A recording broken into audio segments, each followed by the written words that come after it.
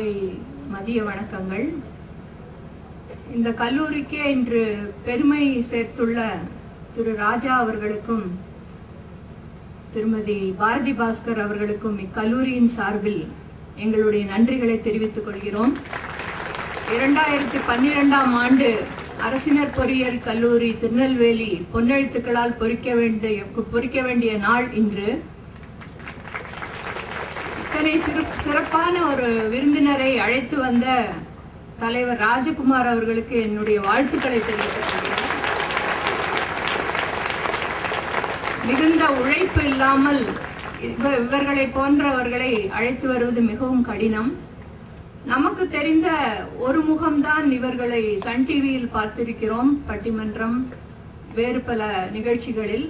ஆனால் நேற்று நான் ஜஸ்ட் ப்ரௌஸ் பண்ணும்போது ப்ரொஃபைல பார்க்கலாம் அப்படின்னு பார்த்தோன்னே எனக்கு அப்படியே ஷாக்கா இருந்தது. என்னன்னு பார்த்தா madam Bharathi Bhaskar is a BTech in chemical engineering and ஒரு MBA பட்டதாரி, ஒரு சிட்டி பேங்க்ல வைஸ் பிரசிடென்டா இருக்காங்க. இந்த செய்தி இதுவரைக்கும் யாருமே பட்டிமன்றத்துல சன் டிவில அவங்களை இன்ட்ரோடியூஸ் பண்ணும்போது சொல்லவே இல்லை. ஏன்னா நான் நினைச்சிட்டு இருந்தேன் அவங்க ஸ்டெல்லா மேரிஸ் அந்த மாதிரி எத்திராஜ்லயோ தமிழ் டிபார்ட்மெண்ட்ல இருப்பாங்க அப்படின்னு ஒரு கற்பனையில இருந்தேன். ஏன்னா பொறியியல் கல்லூரிக்கு வரும்பொழுதே தமிழுக்கு ஒரு டாட்டா காட்டிட்டு தான் வருவோம். ஏன்னா ஸ்கூல்ல எவ்வளவோ பேச்சு போட்டியில இருந்தாலும் அப்புறம் பியூசி அது வரும்போது கொஞ்சம் டாட்டா காட்டுவோம். அப்புறம் இன்ஜினியரிங் வரும்போது ஒரு 5 வருஷம் தமிழை சுத்தமா மறந்து அதுக்கப்புறம் ப்ரொஃபஷனல் லைஃப்ல என்டர் பண்ணும்போது தமிழ்ல ஒரு 4 வார்த்தை 4 லைன் தொடர்ந்தா போற ஆங்கிலம் நுழையாமல் பேசுவது என்பது மிகவும் கடினம். ஆகவே இன்று மேடம் ஒரு role model for all the women. சாதனை பெண் என்று சொல்வதற்கு எடுத்துக்காட்டாக இருக்கிறார்.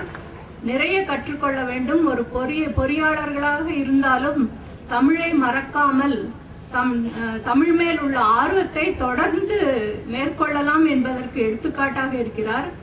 மேலும் திரு ராஜா அவர்கள் நகைச்சுவை வழியாகவே நிறைய செய்திகளை சொல்லி இருக்கிறார்.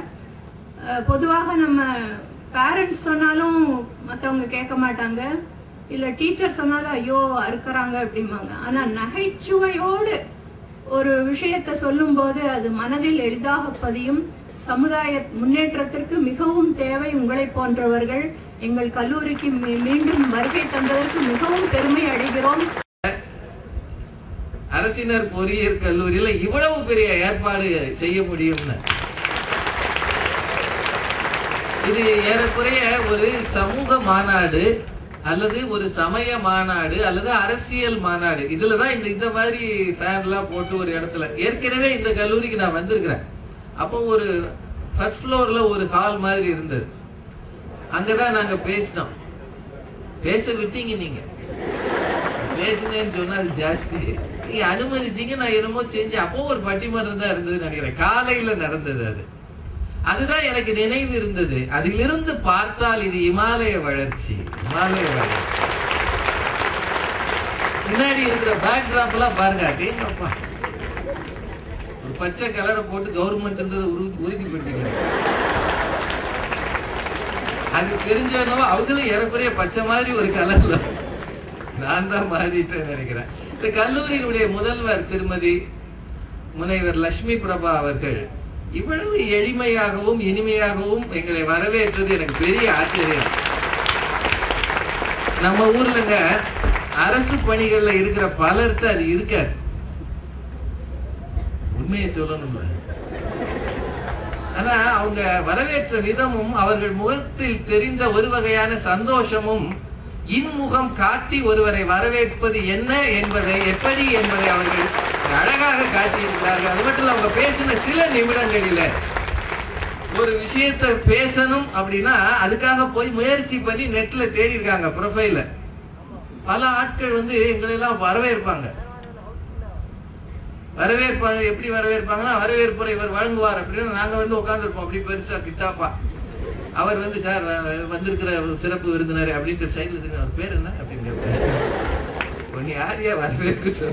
அவர் பேரு அப்புறமா நம்ம சொல்லணும் என் பேர் ராஜாங்க. ஓ ராஜா அவர்களை வரவேற்கிறேன். இது நீ கீழே உட்காந்துருக்கலாம்ல. ஆனா அவங்க பாருங்களேன், இவங்க என்ன படிச்சிருக்காங்க, ஒரு கெமிக்கல் இன்ஜினியர் பிடெக், அதுக்கப்புறமாக MBA பண்ணிருக்கிறாங்க. அதை விட சீனியர் வைஸ் பிரசிடென்ட் இன் சிட்டி பேங்க். இத்தனையும் தெரிஞ்சுக்கிட்டு இதை யாருமே சன் டிவில சொல்லலையே அப்படின்னு ஒரு வருத்தத்தை தெரிவிச்சாங்க. சன் டிவில சொன்னா அவங்க பேங்க் ஒத்துக்க. அடுத்த நாள் அவங்க கூப்பிட்டு உங்களை இங்கதானே வேலை செய்ய சொன்னோம், சன் டிவிக்கு எதுக்கு போனீங்கன்னு கேட்பான். இது கவர்மெண்ட், இது MNC. இப்ப நான் இருக்கிற பேங்க சொன்னாலும் உங்களுக்கு புரியாது. இப்ப நான் இந்த பேங்க்ல வேலை பார்க்கறேன், நீங்க போய் அங்க சொல்லுங்கன்னா நீங்க வேற பேங்க்ல போய் சொல்லிட்டு போயிருவீங்க. ஏன்னா உங்களுக்கு தெரியாது. அந்த அளவுக்கு எங்க பேங்க் அறிமுகம் இல்லாது. சிட்டி பேங்க்ன்றது அமெரிக்கன் வங்கி, அது உலகம் முழுக்க இருக்கிறது. உலகம் முழுக்க பரவிய ஒரு வங்கியில பன்னாட்டு வங்கியில் பணியாற்றுவதே கஷ்டம். அதுல சீனியர் வைஸ் பிரசிடென்டாக இருக்கிறது இன்னும் கஷ்டம். எனக்குரிய நீத்து அம்பானி, முகேஷ் அம்பானிக்கு இவங்க தான் கிரெடிட் கார்டு கொடுப்பாங்க. அப்ரூவல் இவங்க தான். இல்லைன்னு போய் சொல்லல, இல்லைங்க உண்மையா இல்லையா? நெல்லைக்கு வந்துட்டு போய் பேச முடியாது. நெல்லையை ஏன் தெரியுமா? உலகத்துக்கே அல்வா கொடுக்குற ஊரு நெல்லை தான். அது என்னமோ தெரியல, தாமிரபரணி தண்ணிக்கு தான் அல்வா சூப்பரா இருக்குன்றாங்க. இந்த ஊர்ல உண்மையை தான். அது இவ்வளவு பதவியில இருக்கிறதுனால அதை வெளியில சொல்றது இல்ல. நானும் சொல்றது இல்ல, ஏன்னா என்ன பதவின்னு சொன்னா அசிங்கமா இருக்கும், அதனால சொல்றது இல்ல. ஆனா நாங்க 2 பேரும் இந்த ஊருக்கு வந்ததுக்கு முக்கிய காரணம் அந்த தம்பி தான். அந்த நடுவில் இருக்கிறார் பாருங்க. நான் பலமுறை அவருக்கு சொல்றேன்ல, சரிப்படாது தம்பி, ஆளை விட்டுருங்க. அதுவும் நான் வர்றது பரவாயில்ல, அந்த மேடம் வரவே மாட்டாங்க, விட்டுருங்கன்றேன். அதுக்கப்புறம் அவர் எனக்கும் தெரியாம எப்படியோ பிடிச்சு அவங்களுக்கு பூர்வீகம் எல்லாம் தேடி அவங்களுக்கு நேரடி கான்ட்ராக்ட். அதுக்கப்புறம் அவங்க சொல்றாங்க அந்த ஊர்ல கூப்பிடுறாங்க போகணும் அப்படின்ட்டாங்க. நான் வேண்டாம்னு சொன்னதுக்கு போகணும். அதுதான் ஒரு தம்பி, ரொம்ப சின்ன பிள்ளை தான், தொடர்ந்து ஒரு முயற்சி செய்தால் எதையும் சாதிக்கலாம் அப்படின்றதுக்கு தம்பி ஒரு அருமையான எடுத்துக்காட்டு. அவர் போன் பேசுகிறதே ஒரு அழகு. ஒவ்வொரு தடவையும் இந்த கல்லூரி பேரை சொல்லி, நான் இந்த கல்லூரியில இருக்கிற மாணவன் ராஜ்குமார் பேசுறேன்னு தான் சொல்லுவார். ஒவ்வொரு தடவை கூட ராஜ்குமார்னு மட்டும் சொன்னதே இல்லை. திருநெல்வேலி அரசினர் பொறியியல் கல்லூரியில இருக்கிற பொறியியல் கல்லூரி மாணவர் ராஜ்குமார் பேசுறேன் சார் தான் தொடங்குவார். நான் தெரியுது தம்பி சொல்லுங்கனால திரும்ப வர சொல்லுவார். எந்த ஊர் உங்களுக்கு ராஜ்குமார்? இங்க பக்கத்துலயா? சரி, ரொம்ப நல்ல பிள்ளை. இதனால இங்க வர்றது எங்களுக்கு ரொம்ப சந்தோஷங்க. பொறியியல் கல்லூரி, அரசினர் பொறியியல் கல்லூரினா அதுக்குன்னு சில இன்ஃப்ராஸ்ட்ரக்சர் தான் இருக்கும், அதுக்குன்னு சில செட்டப் தான் இருக்கும். நீங்க பிரைவேட் காலேஜஸ்க்கு போனீங்கன்னா அதுக்கு ஒரு தனி கண்ணாடியா இருக்கும். எங்க பார்த்தாலும் நம்ம முகத்தை அதுலயே பார்க்கலாம். அதுக்கேற்ற மாதிரி காசும் இருக்கும், இதுவும் இருக்கும் அதுவும் இருக்கும். அதனால நம்முடைய அரசு தருகிற இந்த கல்வியை மிக அருமையாக இங்கே பெற்றுக்கொண்டிருக்கிற நீங்கள் எல்லாரும் பேறு பெற்றவர்கள். ஏன்னா எந்த பந்தாவும் அவசியம் இல்லை, படிப்பதற்கு பந்தா எதற்கு? எளிமைதான் கல்விக்கு இலக்கணமாக இருக்கும் அப்படின்னு இருக்கிறவங்க எல்லாருக்கும் வாழ்த்துக்கள். உண்மையிலேங்க திருநெல்வேலிக்கு வந்து ஒரு பட்டிமன்றத்தில் நான் பங்கெடுப்பேன்னு ஒரு 2-3 மாசம் முன்னாடி யாராவது சொல்லியிருந்தா கூட நான் அதை நம்பியிருக்கவே மாட்டேன். என்னுடைய பணிச்சூழல் காரணமாக டிராவல்லாம் கொஞ்சம் கஷ்டம் எனக்கு. பல இடங்களில் இருந்து அழைப்புகள் வருகிற போது நான் மரியாதையோடு மறுத்து விடுவதுதான் எனக்கு வழக்கம். ஆனா திரு ராஜ்குமார் அவர்கள் எனக்கு ஒரு போன் பண்ணிருக்காரு பாருங்க. இந்த வருஷம் BSNL ப்ராஃபிட் அவராலேயே ஜாஸ்தி ஆயிருக்கு. அவ்வளவு தொலைபேசி அழைப்புகள். சார் சொன்ன மாதிரி ஒவ்வொரு முறையும் அந்த நம்பரை நான் ஸ்டோர் பண்ணி வச்சு அவர் யார் பண்றாருன்னு தெரியும். இருந்தாலும் கவர்மெண்ட் இன்ஜினியரிங் காலேஜ் திருநெல்வேலியில இருந்து ராஜ்குமார் பேசுறேன் மேடம் அப்படின்னு பேச ஆரம்பிப்பாரு. எவ்வளவு மறுப்புகளையும் ரொம்ப பணிவாகவும் அதே சமயத்தில் புத்திசாலித்தனமாகவும் சமாளித்து சந்தித்து நீங்க வரணும் மேடம், எங்க காலேஜ பார்த்தாதான் உங்களுக்கு தெரியும், அந்த மாதிரி ஒரு பட்டிமன்ற எக்ஸ்பீரியன்ஸ் உங்களுக்கு உங்க லைஃப்லயே கிடைக்காதெல்லாம் சொல்லி எனக்கு கூட்டிட்டு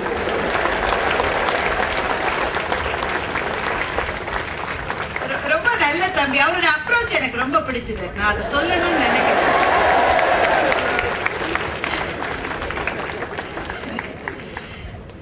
அவர் வந்து பேசுகிற முறையில மறுக்கவே மாட்டாரு. இல்லைங்க முடியாது, வரது கஷ்டம்னா இல்ல வந்துதான் ஆகணும்னு ஒருத்தர் சொன்னா உடனே நமக்கு என்ன தோணும், அது என்ன நீ வந்துதான் அதுன்னு சொல்றது நான் வரணுமா அப்படின்னு உடனே நமக்கு வந்து ஒரு நெகட்டிவ் மனப்பான்மை வரும். அவர் உடனே நம்ம சொன்னதுக்கு மறுத்து சொல்லவே மாட்டார். சரிங்க மேடம், நம்ம இன்னொரு சந்தர்ப்பத்துல கூட பார்க்கலாம் மேடம். ஆனா மேடம் ஏப்ரல் மாசம் 9ஆம் தேதி மேடம், அவர் நம்ம சொல்றத மறுக்கிறாருன்னு தெரியாத மாதிரியே அதை மறுத்து உண்மையிலேயே நீங்க நாளைக்கு பெரும் நிறுவனங்கள்ல வேலைக்கு செல்லுகிற போது கூட இந்த அப்ரோச் வந்து ரொம்ப தேவை. அது வந்து அப்ஜெக்ஷன் ஹேண்ட்லிங் அப்படின்னே அதுக்கு ஒரு பேரு. நிறுவனங்களில் நீங்கள் பணிக்கு செல்லுகிற போது எதை சொன்னாலும் நடக்காதுன்னு சொல்றதுக்கு உங்களை சுத்தி 10 பேர் இருப்பாங்க. எதையும் நீங்க சொல்லுங்களேன், இது வேலைக்கு ஆகாது, இதெல்லாம் நாங்க பார்த்தது இல்லையா முன்னாடியே, இதெல்லாம் சரியா வராதுன்னு சொல்றதுக்குன்னே இருப்பாங்க. அவங்க கிட்ட நீங்க உடனேயே உங்க மறுப்பை தெரிவித்தால் அது சண்டையாகத்தான் மாறும்.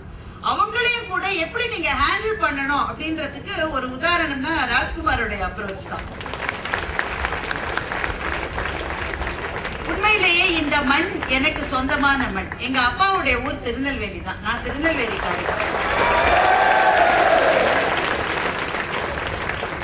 மிக அருகாமையில் இருக்கிற பாளையங்கோட்டை சென்ட் சேவியர்ஸ் தான் எங்க அப்பா படிச்சாரு. அவருடைய மேற்படிப்புக்காக சென்னைக்கு குடிபெயர்ந்துதான் எங்களுடைய குடும்பம். என்னுடைய மிக மிக சிறிய வயதில் இங்கே வந்ததை தவிர இந்த மண்ணுக்கு வருகின்ற சந்தர்ப்பம் எனக்கு இதுவரை கிடைத்ததே இல்லை. அது அவசியம்னு இவ்வளவு நாள் நான் நினைக்கல. ஆனா நாம் பிறந்த மண்ணுக்கு அல்லது நம்முடைய சொந்த மண்ணுக்கு ஒரு ஆகர்ஷண சக்தி இருக்குன்றத திருநெல்வேலிக்கு வந்த உடனே நான் உளப்பூர்வமாக உணர்ந்தேன். நாம் இந்த ஒரு சாதாரண ஊர் இல்லை இல்லையா? பரிமணம் ஏறினால் நொங்கு விழுந்தா சங்கு எல்லாவற்றையும் தருவதுதான் காதல் என்று கூறி உரையை முடித்தேன். நன்றி.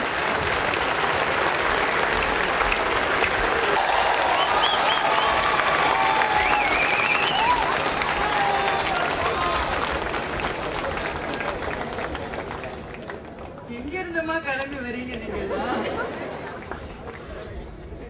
அதாவது எங்களை மாதிரியான பேச்சாளர்களுக்கு சில சமயத்துல மரண அடி விழும். நாங்க பேசுறதுல எதுவுமே இல்லைன்னு எங்களுக்கு தோன்றுகிற ஒரு நேரம் தான் அந்த மரண அடி விடுகிற நேரம். பிச்சிலா பேசும்போது எங்க 2 பேருக்கு அப்படிதான் இருந்தது. அட்ரஸ் கொடுங்க. பெருசா பேச வேண்டாங்க, நட்பு போட வேண்டாம், வெண்டைக்காய் கத்திரிக்காங்க. நம்ம நடுவர் ஐயா கூட பாத்தீங்கன்னா அதிக பட்டிமன்றத்தில் சொல்லுவாங்க, என் மனைவி அம்மி அடிக்க சொன்னாங்க, ஒரு நாட்டை சொன்னாங்க, மிக்சி போட நீங்க சொன்னீங்க, நான் உங்களோட தீவிர ஃபேன். இப்படி சொல்லி ஆஃப் பண்ணிடுறது. ஒரு நாள் நான் நினைச்சேன் நம்ம ராஜா சார் கூட காதலிச்சு கல்யாணம் பண்ணியிருந்தாருன்னா வாழ்க்கை எவ்வளவு சந்தோஷமா இருக்கு. எனக்காக வருத்தப்படுற ஒரே ஆள் நீ தான். Thank you sir. நீ நம்ம ஃபேன்றத ஒத்துக்கிற. நடுவரையா, அப்போ ஒரு பாம்பு உங்களை துரத்திட்டு என்ன பண்ணுவீங்க? பாம்பு துரத்திட்டு வருது என்ன பண்ணுவீங்க? ஒரு மகுடி எடுத்து ஊதுவேன். சரி, நல்ல காமெடி தான். வேற தான் சொல்லுங்க.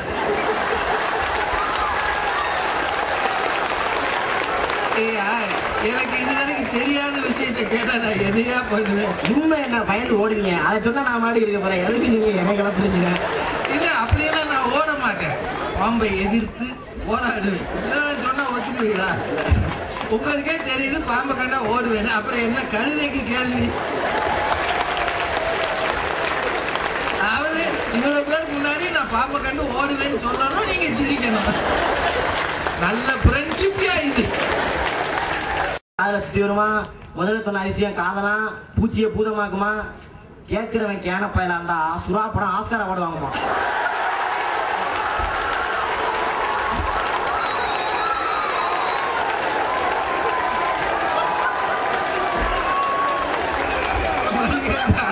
என்னையத்தான் சொல்றேன்னு பார்த்தேன்.